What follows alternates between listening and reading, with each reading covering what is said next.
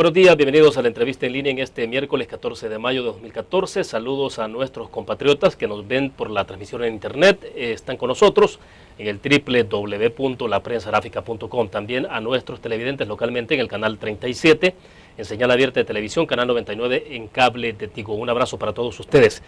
Varios temas colocados en agenda para la reflexión de este miércoles, las perspectivas electorales 2015 y desde luego el contexto político que está viviendo nuestro país, situaciones como el tema de la seguridad pública, incluso reformas fiscales. Vamos a tratar de hacer un poco de reflexión sobre los principales temas puestos en agenda en las últimas semanas y hablar un poco desde la perspectiva de alguien que está dedicado a la parte, estuvo dedicado a la parte política hace algunos meses atrás, pero también ahora volvió a la academia, a la docencia. Está con nosotros en nuestros estudios el doctor René Portillo Cuadra, ex candidato a la vicepresidencia por el partido de oposición Arena. Doctor, es un gusto, bienvenido. Muchas gracias, William. Un abrazo fraterno para ti, para la prensa gráfica y desde luego para la familia salvadoreña, donde quiera que nos sintonicen. Bueno, no había estado con nosotros después de la elección presidencial, ¿no? Efectivamente, William, traté durante más o menos un mes de estar alejado de los medios de comunicación como una señal de silencio y con mi silencio el respeto hacia la decisión que tomó la Sala de lo Constitucional de no admitir los amparos que nosotros presentamos para que se abrieran las urnas y se hiciera el conteo como nosotros lo habíamos pedido, voto por voto. De tal manera que con ese silencio que mantuve durante un mes, expresé mi respeto hacia las decisiones judiciales. Ahora bien, ¿le dio vuelta a la página? Fíjate que sí, en cada capítulo de tu vida siempre vas poniendo una página que le da vuelta. El contexto del país, el contexto de tu vida y en el que tú te desenvuelves te va demarcando esos escenarios en los cuales el país ha entrado en una nueva dinámica, hay un gobierno electo.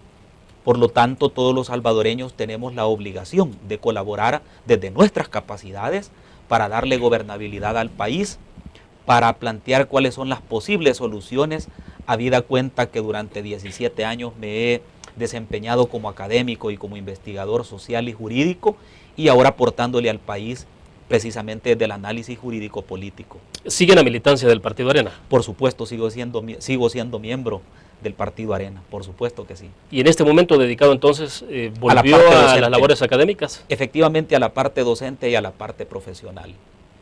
Entonces, ¿dedicado exclusivamente a eso o lo veremos puesto en perspectiva para 2015?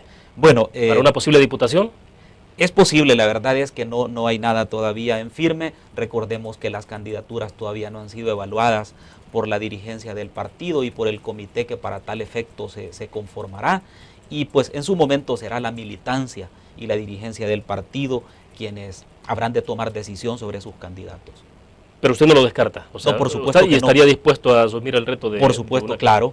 Si desde esa posición el país me requiere, por supuesto que vamos a colaborar desde esa trinchera importante. Ahora bien, sí me interesa que nos detengamos un poco en lo que pasó después de la elección, pero más que ya la interpretación de lo que dijo la Sala de lo Constitucional, más allá de eso, es en torno a lo que ha tratado de digerir el Partido Arena. ¿Usted se ha involucrado en ese proceso que hubo de discusión posterior, de reflexión, de tratar de digerir un poco el resultado, de saber, de ponerle rumbo al Partido Arena? Es decir, ese congreso que hubo posterior a la elección. Efectivamente, yo participé como invitado especial al congreso que se llevó a cabo, en el cual se discutieron varios tópicos, de entre ellos mecanismos de elección de las estructuras de dirigencia del partido, COENA, direcciones departamentales, municipales, directores de los 8 sectores del partido, mecanismos de elección interna, voto secreto, es decir, se discutieron muchos mecanismos que van encaminados a fortalecer el partido, pero sobre todo a darle una identidad más sólida todavía con la sociedad civil. Esos 483,000 votos que el partido obtuvo en la segunda vuelta electoral significan que el FMLN ganó electoralmente las elecciones, pero políticamente las ganó Arena estas elecciones. Sobre todo porque si vemos los resultados electorales, llegamos a la conclusión que de cada 2 votantes en El Salvador, uno votó por Arena y otro votó por el FMLN. De más está decir que esas elecciones fueron de las 5 o 6 elecciones registradas en América Latina como de las más cerradas en términos de resultados electorales. Por lo tanto, es una elección histórica, es una elección en la cual el gran ganador es el pueblo salvadoreño, y creo que en ese sentido el partido estará renovándose cada vez más, consolidando su democracia interna para fortalecerse, no solo para las elecciones del 2015, sino para hacer de Arena una verdadera oposición en estos 5 años. Ahora, pero ¿qué es lo que tiene desafiado al partido Arena en este momento? Es decir, ¿dónde están puestos los desafíos? ¿Es más apertura, más democracia? ¿Tiene que ver con la escogitación de sus candidatos en todos los niveles, de sus integrantes, su directorio? ¿Ese proceso es clave? ¿Cómo se eligen? Si es a voto secreto efectivamente, ¿se encamina hacia eso el partido Arena? Lo que pasa es que el primer desafío que tiene Arena es ser una oposición no solamente diferente en términos políticos, sino ser una oposición proactiva, una oposición que tenga la capacidad de anticiparse a los escenarios políticos, de recomendar soluciones para el país, de detener aquellas decisiones políticas impopulares o antipopulares que vayan a lesionar los intereses del pueblo salvadoreño y convertirse en un referente de las aspiraciones de todos aquellos que no solamente están en contra de lo que el gobierno pudiera en algún momento impulsar de políticas públicas que sean lesivas al interés de la sociedad, sino también en anticiparse a escenarios que le permitan resolver los problemas al país. Una oposición proactiva, una oposición propositiva de cara a los problemas del país, y no solamente una oposición de resistencia a lo que el gobierno dice. Ese desafío lo tienen todos los partidos de oposición en el mundo, pero hay que aprenderlo a hacer. Y eso significa tender puentes con la sociedad civil, eso significa dialogar con los sectores, que de hecho Arena lo está haciendo en este momento.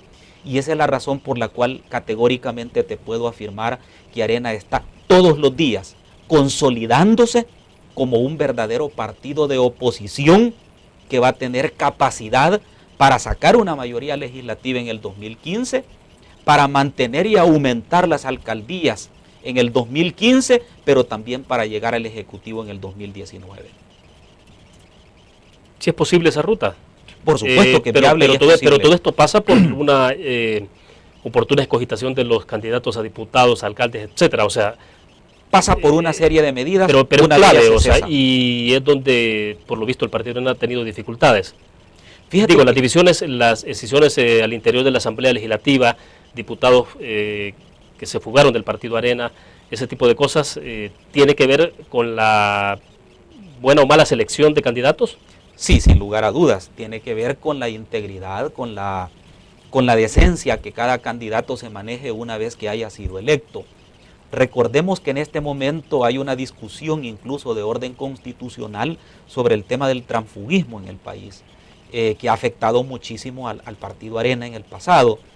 En este momento tendrá que hacerse un esfuerzo mayor en la selección de los candidatos, pero también es importante que el tema del transfugismo no se convierta como en el fantasma de todas las legislaturas.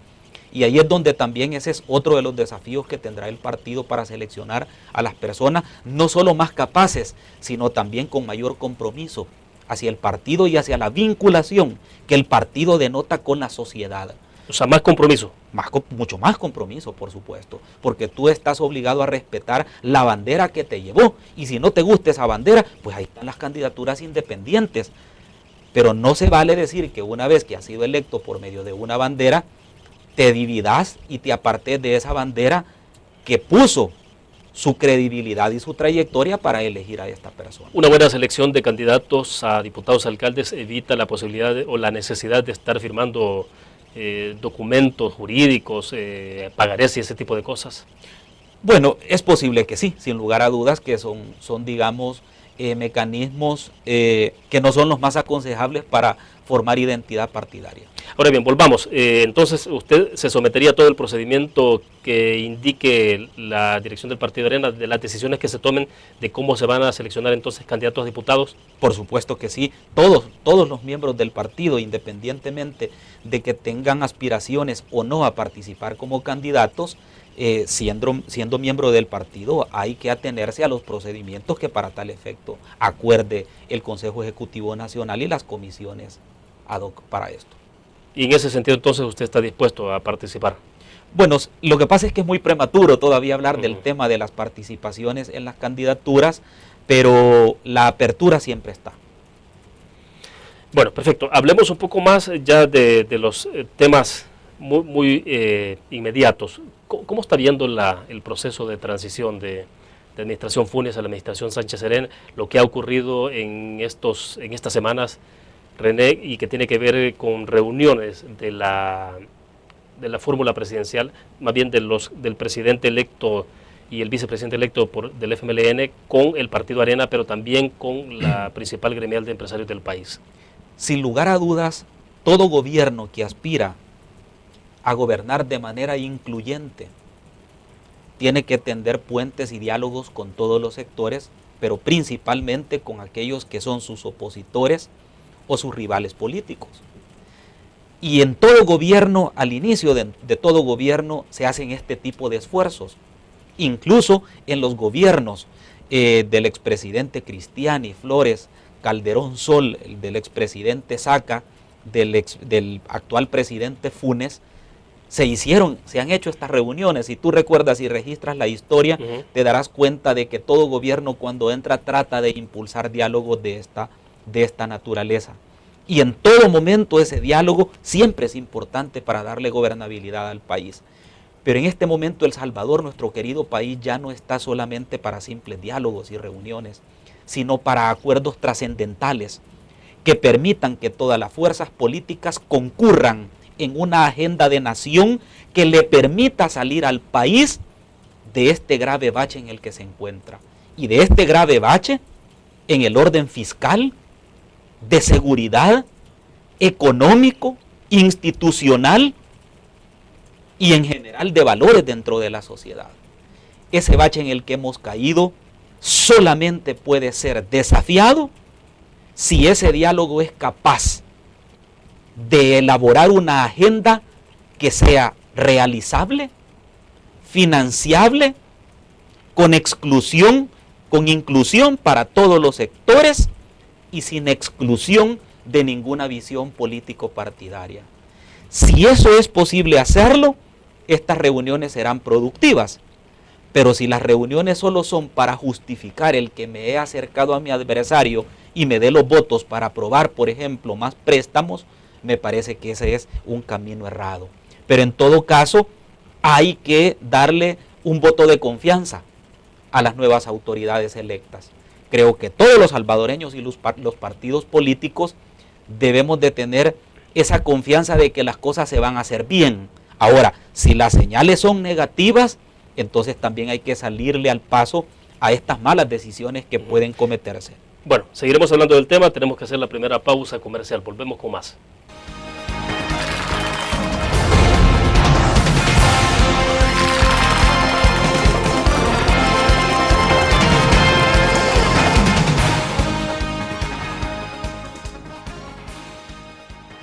Una nueva forma de vivir la información. GDA Live de Grupo Dutriz. Ingresa a App Store o Google Play y descarga gratis la aplicación GDA Live. Ahora busca en nuestros periódicos y revistas los iconos de GDA Live. Enmarca la imagen dentro de tu pantalla para animarla. Toca 2 veces la imagen para vivir la información en pantalla completa. Y recuerda que en el código ALIVE de la portada estaremos actualizando nuestras noticias. Con GDA Live, vive la información. Grupo Dutriz, multiplicamos la forma de informarte.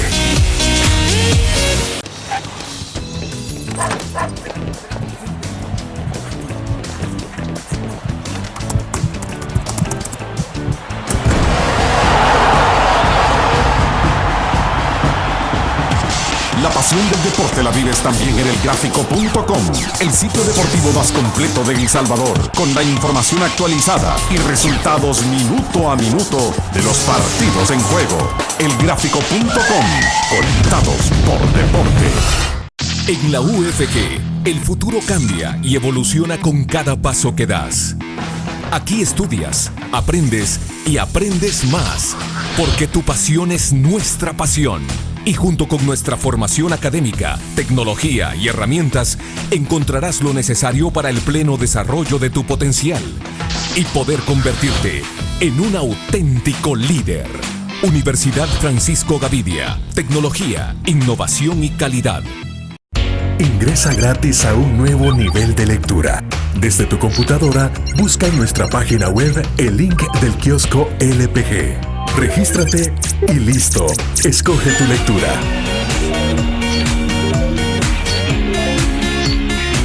En tu tablet, iPhone o Android, ingresa a App Store o Google Play. Busca kiosco LPG. Descarga la aplicación y disfruta de todas nuestras publicaciones digitales. Grupo Dutris. Multiplicamos la forma de informarte.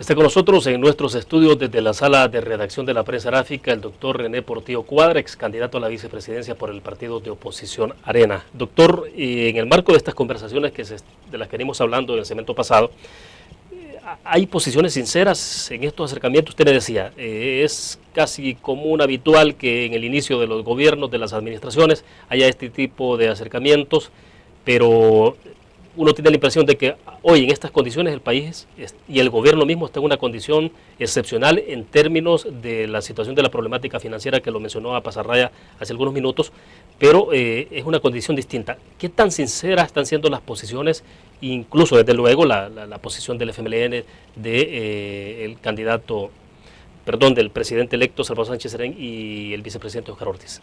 Fíjate que en todo diálogo la premisa fundamental que guía las negociaciones es la buena fe. Por lo tanto, si están negociando con buena fe, debemos de partir de que están siendo sinceros a la hora de abordar los temas. Ahora, el tema principal aquí es hacia dónde nos lleva este diálogo, cuáles son los acuerdos básicos que hay que adoptar, qué tanto se va a tardar este diálogo, porque los problemas que tiene el país son urgentes resolverlos. Y para eso necesitas, por ejemplo, acuerdos con la empresa privada que le permitan empezar a reactivar la economía del país, porque si el empresario privado no invierte, el estancamiento que hay en la economía va a continuar durante 5 años más. Los acuerdos que necesita llegar con la oposición y fundamentalmente con Arena le pueden dar viabilidad para poder recurrir a préstamos con organismos financieros internacionales que pueden paliar la situación fiscal que tiene el país. Los acuerdos a los que puede llegar, por ejemplo, con otros sectores sociales, puede permitir de que haya austeridad en el gasto para estos sectores. ¿Por qué? Porque todos los sectores están demandando en este momento. Por ejemplo, los excombatientes de la Fuerza Armada siguen reclamando indemnizaciones. Trabajadores que están en el Estado pidiendo aumentos salariales y más prestaciones. Entonces, también hay que reunirse con ellos y hay que llegar a acuerdos que le permitan austeridad en el gasto público. Entonces, si el diálogo por el diálogo continúa, me parece de que es el camino errado. Hay una diferencia entre diálogo y negociación. El diálogo es un intercambio de ideas sobre un punto, pero negociación significa contraprestación entre las partes. Por lo tanto, el país no solo está para diálogo, sino para negociación. Y no es entrar a una fase de cogobernabilidad. Lo que pasa es que el país, la votación te refleja que debe de haber una cogobernabilidad. Es decir, las votaciones te están reflejando que haber ganado una elección con un padrón de más de 4 millones por 5.900 votos, perdóname, pero eso es lo que te está diciendo es de que o gobiernas con la oposición o simplemente el país se cae. Por lo tanto, hay que sentarse con la oposición y tomar decisiones de manera conjunta. Ese es un punto. Pero bueno, en términos legislativos se puede ir por la ruta que ha sido bastante común y habitual en este país, es decir, la ruta de la aritmética legislativa. Los votos necesarios y por ahí se puede ir. Y eso es lo que nos tiene sumamente postrados ante una situación fiscal totalmente inestable y caótica. Haber utilizado de manera irresponsable las mayorías legislativas para endeudarnos más, sin entrar a considerar si el destino de los préstamos va encaminado a la inversión o va encaminado al consumo. Y los 800 millones de dólares, y en términos generales, los 15.000 millones de dólares que alcanza la deuda global de El Salvador, se deben a que el gobierno del presidente Mauricio Funes y del FMLN, porque es el partido de gobierno, endeudó en casi 5.000 millones de dólares más en 5 años, casi a razón de 1.000 millones de dólares por año. La pregunta es, ¿a dónde está el beneficio de esa inversión? Entonces, si quieren que les aprueben más préstamos, primero rindan cuentas al pueblo, no a los políticos, no a los partidos de oposición, no, al pueblo, qué es lo que han hecho con todo ese dinero. Porque cuando te dicen simplemente, es de que ahí están los útiles, los uniformes, el vaso de leche, los subsidios, sí, pero cuando tú sumas todo eso, no son 5.000 millones de dólares de los que ha dispuesto, es mucho menos. La pregunta es, o sea, no destinaron los 5.000 millones de dólares, no se han destinado exclusivamente a programas sociales. Por supuesto que no. Tanto es así que ese dato lo tiene el mismo gobierno y lo ha dado el mismo gobierno. Es decir, cuando se aprueba, por ejemplo, la Ley de Desarrollo y Protección Social, ahí por el 4 de abril de este año, con 72 votos, se dice que esta ley, que recoge todos los programas sociales del gobierno del FMLN y de Funes, contiene aproximadamente 14 programas cuyo financiamiento equivale a 325.2 millones de dólares por año. Multiplícalo por 5 y no te da la cantidad que ellos han dispuesto o la que han tenido a disposición en préstamos, en letes, y todavía siguen, porque mañana se rumora de que el FMLN quiere meter a la plenaria otro préstamo con el BID por 55 millones de dólares.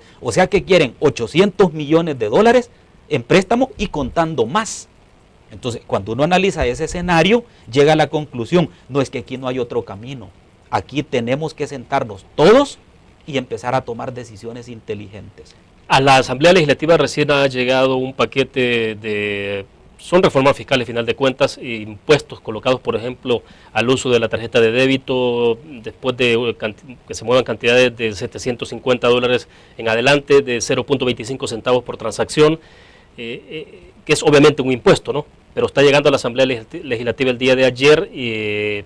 ¿Eso debió enviarlo o debió analizarlo? ¿Le correspondía a este gobierno hacer eso? ¿O debió ser enviado por el nuevo gobierno que asume en 2 semanas, pues? Para analizar este tema, William, hay que analizarlo en 2 escenarios. Uno es el contexto político y el otro es el contexto eminentemente técnico-financiero. Si uno lo analiza en el contexto político, se da cuenta que fue un error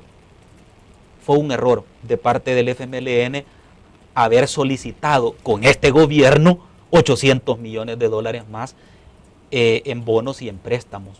Fue un error porque hubiera sido quizás más fácil haber confiado en el nuevo gobierno y habérselo aprobado al nuevo gobierno que a este gobierno, porque este gobierno prácticamente sale del ejercicio presidencial sumamente desgastado en términos de credibilidad y de manejo financiero del Estado. Ese es un punto importante porque también políticamente pudiera advertirse de que lo están haciendo para que todas las medidas impopulares las asuma Mauricio Funes y no el nuevo presidente. Y cuando te digo todas es porque lo de los 800 millones es apenas un punto, pero también han dicho de que van a quitar el subsidio al transporte y se lo van a poner todo al Citrams. Y ya no van a subsidiar a todas las personas, sino que van a subsidiar nada más a los estudiantes, personas de la tercera edad y personas con discapacidad. Eso te va a generar una protesta social que no la va a querer asumir el nuevo gobierno, sino que la va a tener que asumir este gobierno. Son medidas impopulares. Entonces, cuando te hablan, por ejemplo, de que como ya no alcanza el dinero, van a tener que focalizar más los subsidios, son medidas impopulares. Bueno, pero es necesario focalizar subsidios. Por supuesto que sí. O sea, todo el mundo dice lo mismo, o sea, que hay que focalizarlo. Por supuesto que sí. Porque al final se termina en derroche. Pero el que lo haga le genera un desgaste políticamente hablando. Entonces, pudiera ser que todas las medidas impopulares las asume el presidente Funes porque de todos modos, le guste o no le guste, él el 31 de mayo se va. Entonces, pudiera ser también una lectura política de esa naturaleza. Pero vayámonos al otro escenario técnico-financiero. Realmente nuestro país ya no está tanto para endeudarse, sino que hay que tomar otras medidas. Por ejemplo, tú no has oído ni a este gobierno, ni al equipo del gobierno entrante hablar de austeridad en el gasto. O sea, como que le tienen miedo a hablar de ese tema o no les gusta. Pero hay que hablar del tema. Austeridad en el gasto gubernamental significa, por ejemplo, cuando uno analiza la toma de posesión del nuevo gobierno. Va a costar originalmente $1,5 millones. Después dijo el señor Lorenzana del FMLN de que le iban a rebajar a petición de Sánchez Serén el 30%. Muy bien, 1,100,000. ¿Sabes cuánto costó la toma de posesión del nuevo gobierno de Costa Rica? $278,000. Aquí va a costar 4 veces más. Y es válido medirnos. Solo termino la idea. Entonces, la pregunta es, ¿cómo es que estamos con las finanzas sumamente deterioradas y nos gastamos 1,100,000 en la toma de posesión? Y te puedo seguir citando ejemplos. El Tribunal Supremo Electoral dice que no le ha dado refuerzos presupuestarios o dinero el Ministerio de Hacienda y por eso no le ha pagado a la gente que estuvo en las juntas receptoras de votos del 9 de marzo, pero los magistrados andaban allá en Panamá, anduvieron en otras elecciones, y por eso es que en los periódicos de ayer aparece que el Tribunal Supremo Electoral ha gastado más de $1 millón en viajes. ¿No los necesitaríamos también para poder amortizar esta grave situación fiscal? Y te puedo seguir citando ejemplos. Eso es lo que no se vale. Por lo tanto, hay 3 cosas urgentes que hacer. 1, un plan real de austeridad en el gasto gubernamental. 2, empezar a reactivar la economía vía incentivos fiscales y leyes que den seguridad jurídica a la inversión. Y 3, empezar a invertir en la base productiva de nuestro país. Es decir, energía, carreteras y condiciones que estimulen venir a invertir a El Salvador. Bueno, pero entonces surge la inquietud, es decir, ¿cómo es que está funcionando la cosa? Es decir, hay conversaciones del gobierno entrante con la ANEP, con el Partido Arena, con otros partidos políticos, desde luego, con otros actores en este país, pero llega un paquete de reformas fiscales a la Asamblea Legislativa. ¿Cómo se entiende esto? Si al final de cuentas también el FMLN de alguna forma está gobernando. Bueno, dejo plantearle un poco la interrogante, la inquietud sobre este tema. Vamos a la pausa comercial, volvemos con más.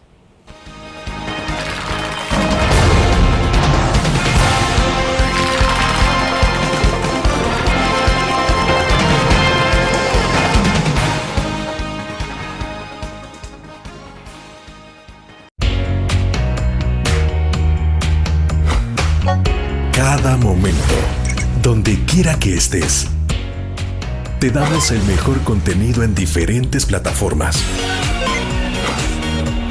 para que tú escojas el medio para informarte. Y ahora con Grupo Dutris Alive, la nueva aplicación digital. Vive la información como una nueva experiencia. Multiplicamos la forma de informarte. Grupo Dutris. Un graficionado no olvida la historia, y aunque perdió una y otra vez, no perdió el orgullo. El graficionado se levantó entonando su grito de batalla, respirando gritos de gol y celebrando las épicas victorias. Un graficionado cree en la magia de la camiseta y mantiene viva la ola de fe, porque el graficionado sueña con volver a un mundial. El gráfico lo hacemos por deporte. Infórmate. Exprésate. Y disfruta tu música. Punto 105. La radio del joven adulto. Infórmate. Exprésate y disfruta tu música. Punto 105, la radio del joven adulto.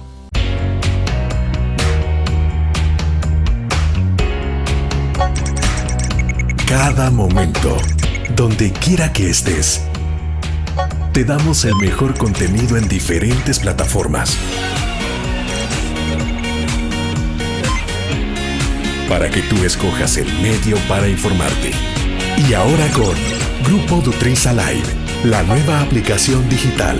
Vive la información como una nueva experiencia en tu periódico. Multiplicamos la forma de informarte. Grupo Dutris.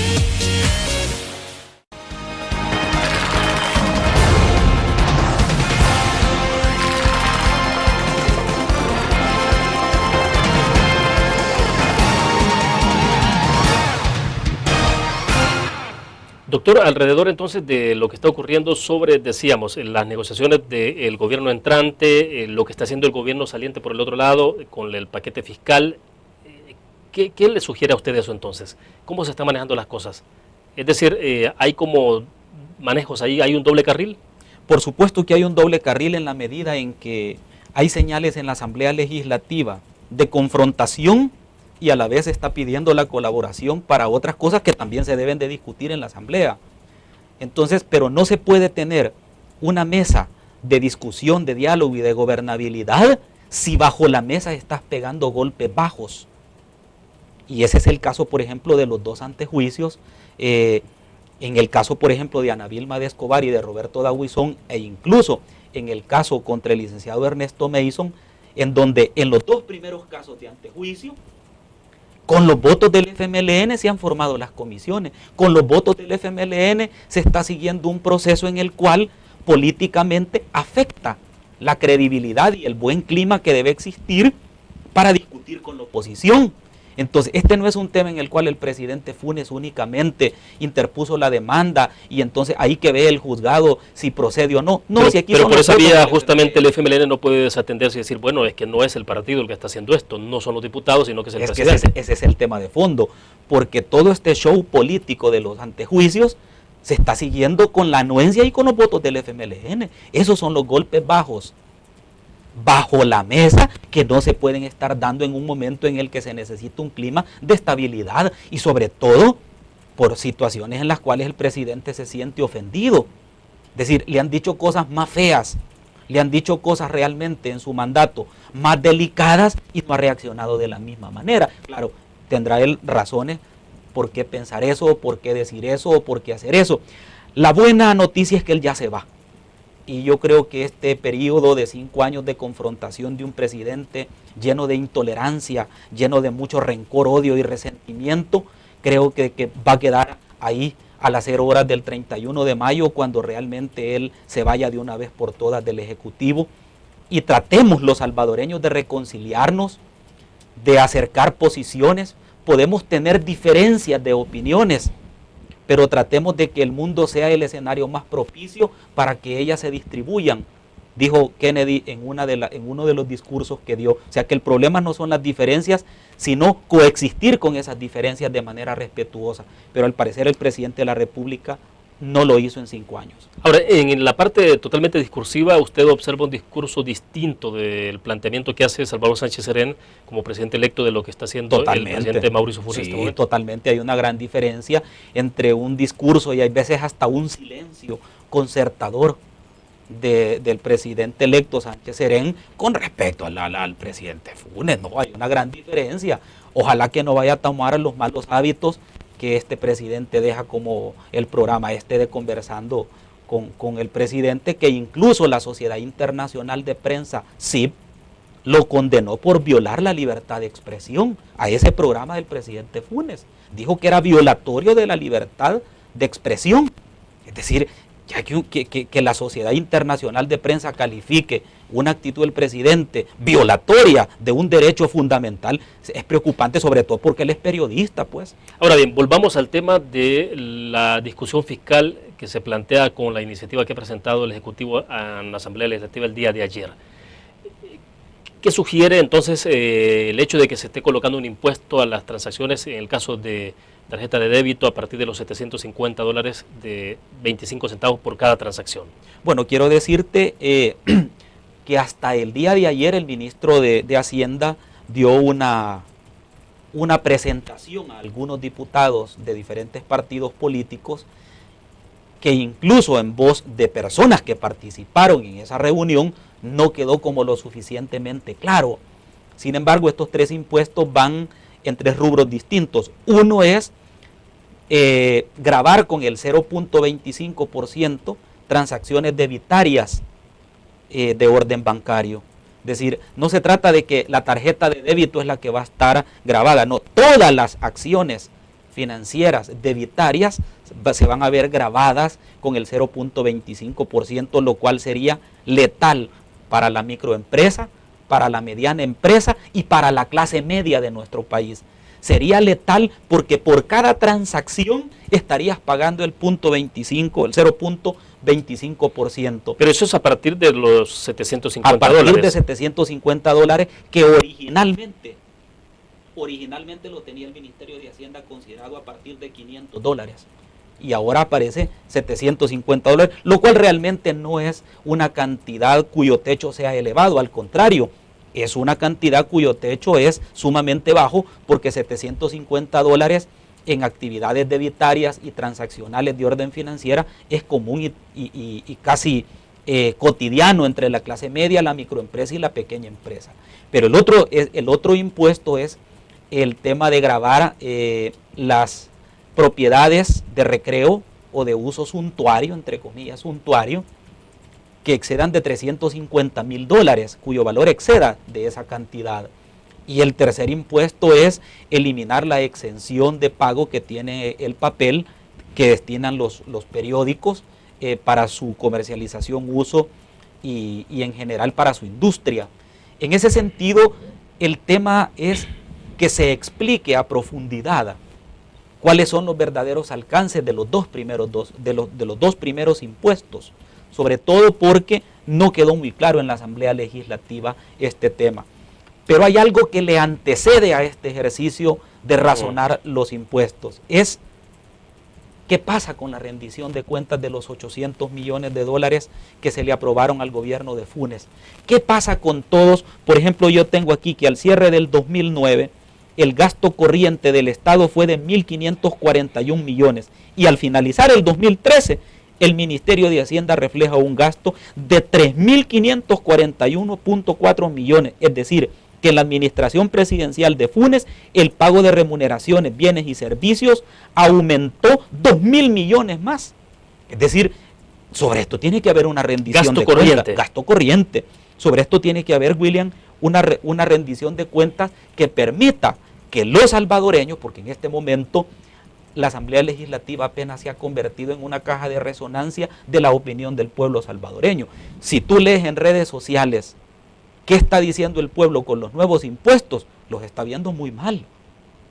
Y no porque no le quieran ayudar al nuevo gobierno, sino porque hay una desproporción entre lo que piden y lo que no han hecho con respecto a los préstamos anteriores que no han habido. ¿Estas medidas tienen algún impacto en el intento por reactivar la economía? Tenemos una economía bastante languidecida en términos del crecimiento, 1.7% crecerá este año, casi el comportamiento que ha habido en los últimos años anteriores. La economía, es decir, no pasa de ese crecimiento, pero ¿qué tanto impacto puede tener eso en el intento que hay por elevar el crecimiento de la economía? Roberto Lorenzana, el futuro secretario técnico de la presidencia, decía, por ejemplo, que era necesario crecer por lo menos al 3%, y sí, se podía. Bueno, en el plan quinquenal del presidente Funes dijo que iban a crecer por lo menos al 3.5% y le mintió a la población. Es decir, no, aquí lo que hay que hacer es un análisis con la cabeza fría. El deterioro de las finanzas del Estado afecta frontalmente la economía de nuestro país. Si tú no resuelves el problema de la sanidad fiscal, no puedes fijarte como meta el crecimiento económico. Me explico por qué. Porque en la medida en que haya una transparencia fiscal, una fortaleza en el dinero del manejo del Estado, en esa misma medida la economía de un país crece. Por ejemplo, En este momento, El Salvador le debe 2.500 millones de dólares a sus proveedores de bienes y servicios. Algunos tienen 6 o hasta 8 meses que no les pagan. Y generalmente, estos prestadores de servicio, en palabras del gobierno, son pequeños empresarios, medianos empresarios, y son a ellos a quienes no les ha pagado el gobierno.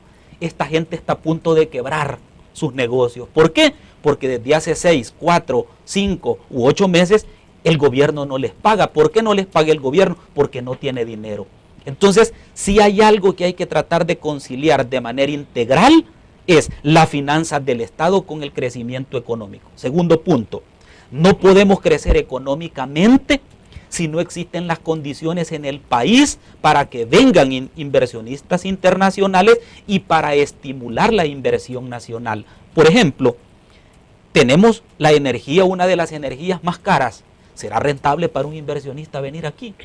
Segundo punto, en los niveles de inseguridad ciudadana que vive el empresario en El Salvador, pagando sus impuestos, pagando extorsiones y pagando seguridad privada, encarece el costo de los bienes y servicios que produce. Mejor se va para otro país. Y así te pudiera seguir citando una serie de males, que son males del Estado, que si no los resuelve este gobierno, no vamos a crecer económicamente. Y tampoco se va a generar empleo, porque ese es el otro punto. Tú recuerdas que el presidente Funes en este plan quinquenal de 4 años dijo que iba a crear 250,000 empleos y apenas lleva registrado alrededor de 105,000. Entonces, aquí el nuevo gobierno le puede hacer también la carta al niño Dios con su plan de gobierno. El problema es el cómo. Ese es el problema principal. Y para eso se necesita, repito, por tercera vez, un diálogo y una agenda de país que permita abordar los problemas nacionales sin criterios ideologizados. Ahora bien, ¿hay que evaluar este gobierno en perspectiva del que viene con lo que ya se ha hecho en los 5 años? Por supuesto que sí. Aunque el FMLN estuvo un poco ausente de esa administración. Al contrario, el que estuvo más presente fue el FMLN. A ver, ¿cómo? Porque el 80% de las decisiones gubernamentales fueron tomadas por ministros y funcionarios orgánicos del FMLN. Entonces, cuando uno analiza o evalúa un gobierno, lo analiza sobre la base de lo que propuso. Y aquí tengo yo en la página 51 el plan quinquenal del gobierno de Funes, donde se comprometió a reducir significativamente la pobreza. ¿Es cierto esto? Bueno, de acuerdo a los datos de la CEPAL, plantea que hay 250,000 nuevos pobres que no habían en el 2009, pero que en el quinquenio del 2009 al 2014 se aumentan estos 250,000 nuevos pobres. Le falló al pueblo. Segundo punto, se comprometió a hacer una prevención efectiva y combate a la delincuencia y a la criminalidad. ¿Con qué cierra su gobierno? Entre 12 y 17 muertos diarios. ¿Le cumplió al país? No, le falló al país. Tercera prioridad del quinquenio, la ampliación y fortalecimiento de la base empresarial y la reconstrucción del tejido productivo. Hay menos empresarios en este momento invirtiendo en El Salvador que incluso en el 2009, cuando había una crisis mundial. ¿Le ha cumplido al empresariado salvadoreño? Yo creo que es todo lo contrario. Lo que hizo fue pelearse con la empresa privada. Lo que hizo fue descalificar a muchos empresarios nacionales e internacionales, y eso es lo que nos ha llevado a perder el clima de competitividad en el país. También se comprometió a hacer una reforma estructural y funcional del Estado. Ni siquiera pudo presentar una ley para la carrera administrativa. Hay poco beneficio en términos de reconocimiento a toda la parte de programas sociales. Es que lo que pasa es que cuando tú analizas los compromisos versus los resultados, te da un producto en el que tú evalúas si el compromiso es igual al resultado. ¿Me explico? Cuando se habla de que con los programas sociales combatió la pobreza, la pregunta es, ¿y entonces por qué hay 250,000 nuevos pobres? Pues, cuando te dice, por ejemplo, de que los subsidios van encaminados a paliar la situación económica de la familia más pobre, la pregunta es, ¿por qué entonces el 20% de la familia más pobre no recibe los subsidios? Es decir, Esas son las preguntas que hay que hacer, y no porque te lo diga un académico o un ex candidato, es porque así lo dicen organizaciones nacionales e internacionales que están monitoreando el tema de la pobreza en El Salvador, y que lo puedes consultar en la CEPAL, que lo puedes consultar en FUSADE, que lo puedes consultar en estudios incluso del mismo Banco Mundial. Imagínate lo que dice aquí a lo que se comprometió: el cumplimiento de los compromisos y la reparación integral del daño a los lisiados de guerra y otras víctimas. Si no les ha cumplido, no hace 4 o 5 días tuvimos una marcha de lisiados de la Fuerza Armada, pues si les hubiera cumplido como se comprometió aquí, no anduvieran en las calles marchando y pidiendo su indemnización. Entonces, cuando tú analizas todo esto, tú dices simple y sencillamente, este gobierno es un gobierno que le falló al pueblo salvadoreño. Y por eso es que creo que fue un error político del FMLN haber solicitado y tirado una reforma fiscal en este gobierno que ha perdido toda credibilidad. Hubiera sido mucho más fácil en un escenario en el cual se le pudiera haber endosado la confianza al nuevo gobierno. Bueno, hacemos la última pausa comercial, regresamos al cierre de la entrevista en línea.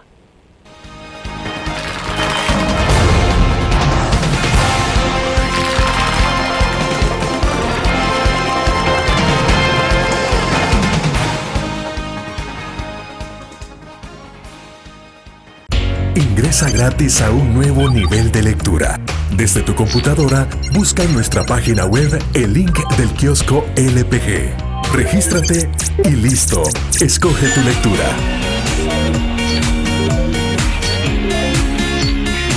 En tu tablet, iPhone o Android, ingresa a App Store o Google Play.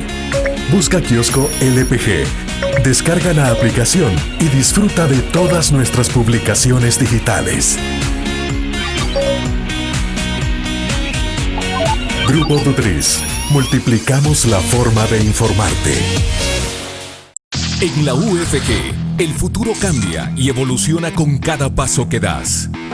Aquí estudias, aprendes y aprendes más, porque tu pasión es nuestra pasión. Y junto con nuestra formación académica, tecnología y herramientas, encontrarás lo necesario para el pleno desarrollo de tu potencial y poder convertirte en un auténtico líder. Universidad Francisco Gavidia. Tecnología, innovación y calidad.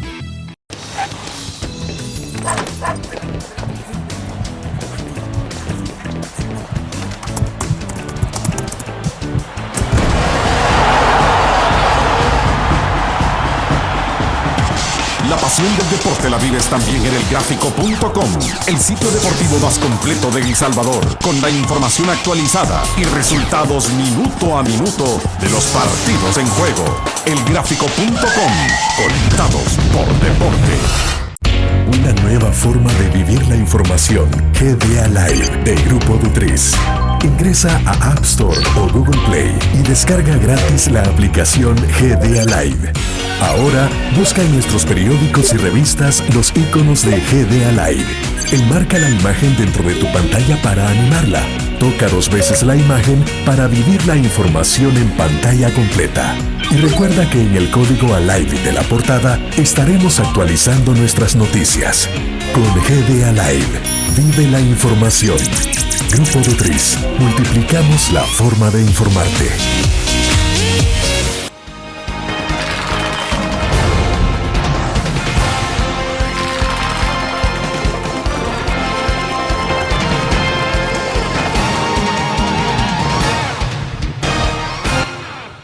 Bueno, hay otro tema al que tenemos que conversar, René, nos queda poco tiempo, pocos minutos, pero bueno, a manera de conclusión entonces, ¿cómo se resumen, en qué tipo de líneas se resumen 5 años de la administración Funes? Mira, yo creo que se resumen con más desaciertos que aciertos. Y esto no es la opinión de un analista, no, esta es la opinión del pueblo salvadoreño que todos los días ve y siente la grave situación económica del país, que siente y le golpea la inseguridad ciudadana en la que vive, que siente y le golpea frontalmente el deterioro y la pérdida del poder adquisitivo de su salario, de una clase media que se ha visto más empobrecida en estos 5 años. Podemos decir que el grave deterioro de inseguridad, salud educación, que no lo hemos abordado y que en su momento lo abordaremos en otra ocasión, el deterioro de la educación y la salud que ha vivido el país en estos 5 años, hospitales sin vacunas, unidades de salud sin vacunas, institutos nacionales que tienen 3 meses de no recibir ayuda, la ayuda para compra de alimentos, la ayuda para pago de profesores hora clase. Es decir, eso es real, eso no tiene nada que ver con que te lo diga alguien que opina o piensa diferente al presidente Funes. Esa es la realidad del país. Pero yo creo que lo más complicado que le deja el presidente Funes al país es un clima más polarizado de como lo encontró, un presidente intolerante, un presidente que veía a toda persona que pensaba distinto de él, veía a su enemigo, su adversario, lo atacaba, una persona que realmente no tendió los puentes ni con la empresa privada ni con la oposición, y eso lo llevó también a él a enfrentar una situación de desgaste personal sin precedentes en el país. Y lo voy a decir despacio para darme a entender. Yo estuve revisando en estos días la historia de los mandatos presidenciales desde los gobiernos militares, prácticamente desde 1944, que se da el golpe de la huelga de brazos caídos a Martínez y se depone el gobierno de Maximiliano Hernández Martínez, y en toda la historia no se registra un presidente a quien el pueblo salvadoreño, casi la mitad del pueblo salvadoreño quiere que se vaya ya el 31 de mayo. Es decir, en redes sociales hay hasta movimientos que se han organizado para festejar la salida de él de la presidencia. Es decir, ese tipo de fenómeno social y de comportamiento colectivo no se había observado con ningún mandato presidencial. Y eso lo que te indica es la aversión que él se autogeneró con su propio comportamiento frente a la nación. Bueno, ahora bien, en el caso Francisco Flores, hay orden de captura, la Interpol se supone que lo está buscando. ¿Cómo se debe interpretar este caso? Yo creo que se debe de interpretar como parte de una investigación sin precedentes en el país, por supuesto, dado de que ningún presidente había sido investigado a profundidad como en este caso. Pero esto después de la posguerra. Después de la posguerra, por supuesto. Antes de la guerra incluso ha habido casos. Hubieron casos en los cuales hasta se judicializaron algunos reclamos, pero después de la posguerra digamos que es un caso sin precedentes en el cual la Administración de Justicia estará a prueba para investigar a fondo y que se deduzcan responsabilidades. Aquí yo creo que todos los salvadoreños, independientemente de que sean de izquierda, de derecha, de que sean del partido oficial o no, o del partido de oposición, independientemente de la clasificación ideológico-política, lo que el pueblo salvadoreño quiere es que se haga justicia. Y yo creo que esa es la lógica con la que debe verse este caso. Debe hacerse justicia. No, por supuesto que sí, y la justicia tiene 2 caras nada más. Si sos culpable, vas a pagar por el delito, y si sos inocente, lo va a declarar así un juez, y ante la justicia y ante la nación sos inocente, porque las pruebas no te incriminan. O sea, cuando se dice que se haga justicia, significa cualquiera de las 2 posiciones. ¿Este caso tendrá repercusiones para otros dirigentes del Partido Arena? Es posible que tenga repercusiones o tal vez repercusiones para algunas personas que colaboraron en el mandato de él, no lo sé. Será parte de ese mismo fortalecimiento judicial el que dirá si hay otras personas involucradas o no. Ahora, ¿este caso es ya un precedente? Sí, por supuesto que es un precedente. ¿Qué mensaje se le manda entonces a los gobernantes en este país? A los gobernantes el mensaje que se les manda es que respeten los fondos públicos, de que respeten los fondos públicos y que rindan cuentas, porque si no rinden cuentas sobre la base de una relación con la sociedad, entonces se van a deducir responsabilidades en materia administrativa en la Corte de Cuentas de la República o en sede judicial ante los tribunales previa investigación de la Fiscalía. Entonces, aquí realmente hay una situación en la cual quien se ve fortalecido es la democracia y el pueblo salvadoreño para que los gobernantes respeten los fondos públicos. Hay una frase que a mí siempre me gusta, que dicen que en las democracias hay que vigilar más las manos de quienes gobiernan que las mentes. Y yo creo que eso es importante en una democracia. Se deben de vigilar las manos de los gobernantes. Ahora, el mensaje que había en el pasado de esa sensación que había un poco de que habían sectores inmunes o impunes, ¿se termina? Yo creo que sí, este es un mensaje también, y cuando hablamos de sectores de la más variada especie y clasificación política, es decir, en donde no pueden haber zonas exentas de responsabilidad, ni personas exentas de la responsabilidad eventual que puede tener su actuar dentro del manejo de los fondos públicos. Por lo tanto, yo creo que este es un mensaje importante para la consolidación incluso del Estado de Derecho en El Salvador. ¿Anticipar qué puede pasar con el caso? Difícil porque, es decir, deberíamos de esperar qué otras pruebas va a incorporar la Fiscalía, cuál es la posición de la defensa, es decir, el que se capture o no también forma parte de la suerte que puede tener el caso del expresidente Flores. Yo creo que es muy prematuro decir qué es lo que puede resultar. Es decir, habría que confiar en el juzgador, en el juez, habría que confiar en el Ministerio Público, en este caso en la Fiscalía, para que se lleve un caso donde se respete el debido proceso legal y se respeten también los resultados de ese proceso. René, ¿el costo de la derrota del Partido Arena en la pasada elección presidencial se puede atribuir al caso Flores? Bueno, mira, depende de cómo veamos la palabra derrota, porque si nosotros vemos, Arena ha salido fortalecido de este proceso electoral, sobre todo porque obtuvo una votación que es la más alta en todas las historias, en toda la historia de las campañas presidenciales.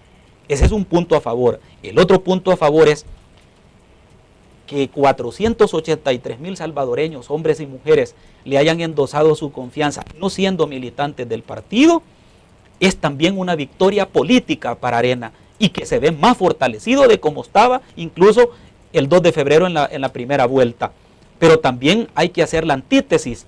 ¿Quién es el que está deteriorado en su capacidad? Porque el hecho que electoralmente haya ganado las elecciones con 5.900 votos el FMLN no significa que está más fortalecido el FMLN. Y te voy a decir por qué.